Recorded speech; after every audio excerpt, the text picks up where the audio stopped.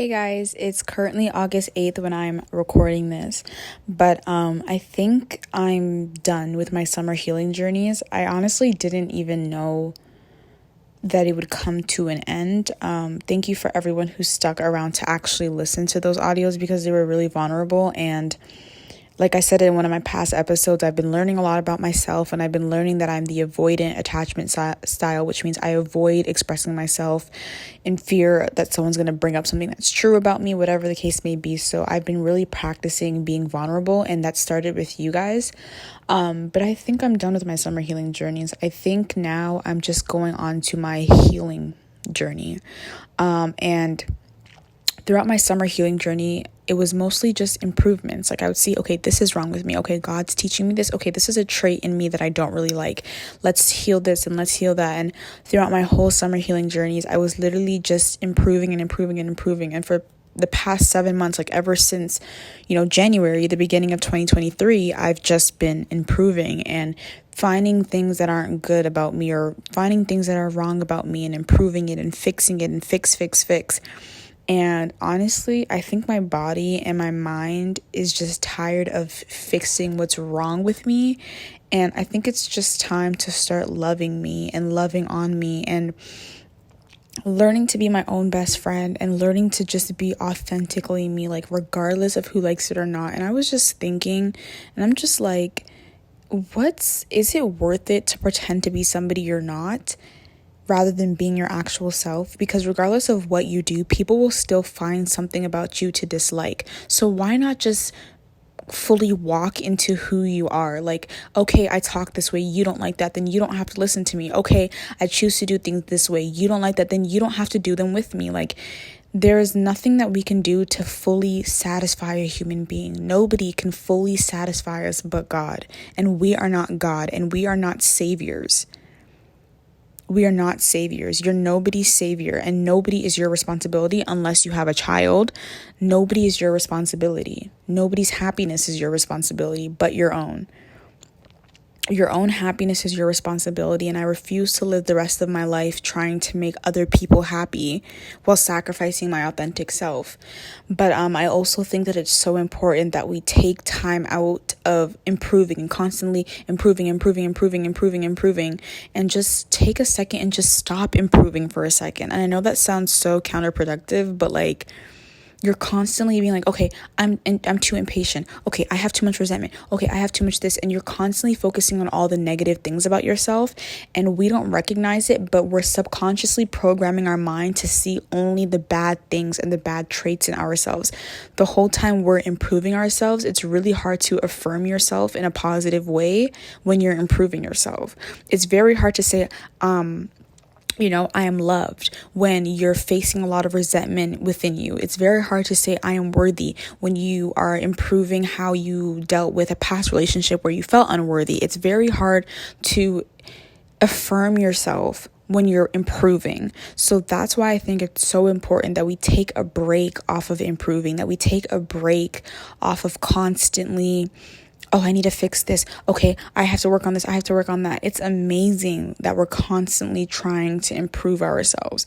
But when we do it too much, it becomes a I need to fix me thing. And there's nothing about you that needs to be fixed. There's only things that can get improved and get better and better. And so I'm taking a break off of just constantly like feeling the need to improve something about myself. Like, I think that throughout this whole, since January, and it's literally August, so that's like about 8 months now. But since January, I've been fixing things about myself, and I feel like I haven't created room or enough space for me to like actually love myself. And so it's been like I've been pointing things out, fixing things, but not filling myself up in the mix. Like, I've been shedding off things, but I haven't been adding anything on. And so in this season, and that's why I'm ending my summer healing journeys, because the healing journey never ends. It's a lifelong process. But I'm just like, I think even though summer's not over, I'm just going to end it off right here so that I can just begin to love on myself more. This is my last year of high school before I transition into like somewhat of adulthood. And a lot is going to be happening. A lot is going to feel stressful. A lot is going to be changing around me. And I don't think that I'll be able to handle the change of myself along with the change of everything happening on around me. And currently I'm grieving a past version of myself. And so I don't think I can deal with grieving a past version of myself and then also like adapting to change outside of myself. So that's why as I'm grieving this past version of myself, I'm focusing on just loving on me, pouring into me, and just really filling up my own cup.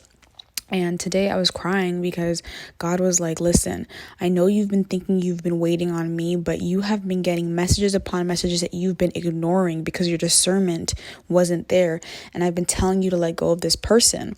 And so with my last breakthrough, like the second breakthrough I've ever been through in my life, I had to let go of my best friend of 9 years. And so this is like the third breakthrough that I'm going through in my life. And the number 3 has a lot of significance. So I believe it's like triple what I can expect. But God was like, you've been shedding old habits, old ways of thinking, but like don't ever think you can go, like, especially just this is specifically for me, but he was like, don't ever think you can go into a new threshold of your life having all the same people. And so there's this girl that I had known for about a year, and we were vulnerable with each other, and we were really good for each other when I was in my wilderness season. Like, we suffered together in a way that was comforting and familiar and comfy and didn't feel lonely. And like, honestly, suffering with her during that 7 months was what made it bearable, because I don't think I could have made it without her. But God was telling me like, okay, you did it with her and now you have to leave this friendship. Like, she was there for a reason. She was there for that season. And now you're stepping into your season of celebrations.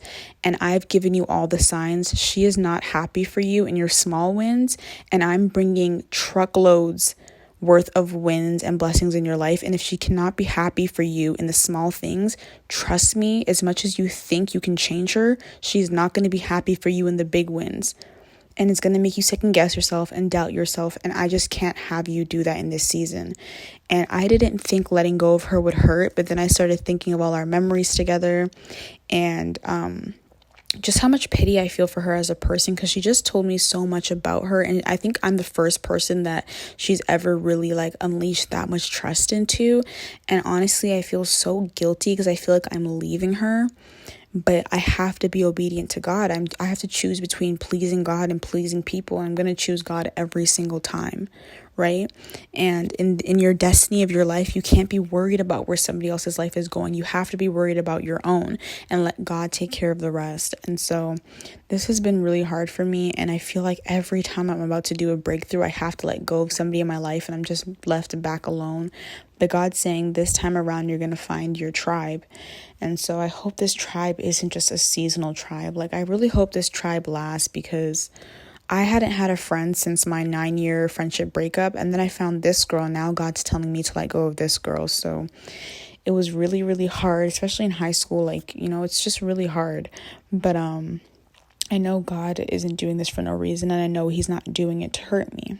So yeah, this just marks the journey of me pouring into myself and filling my own cup up in this season of celebration.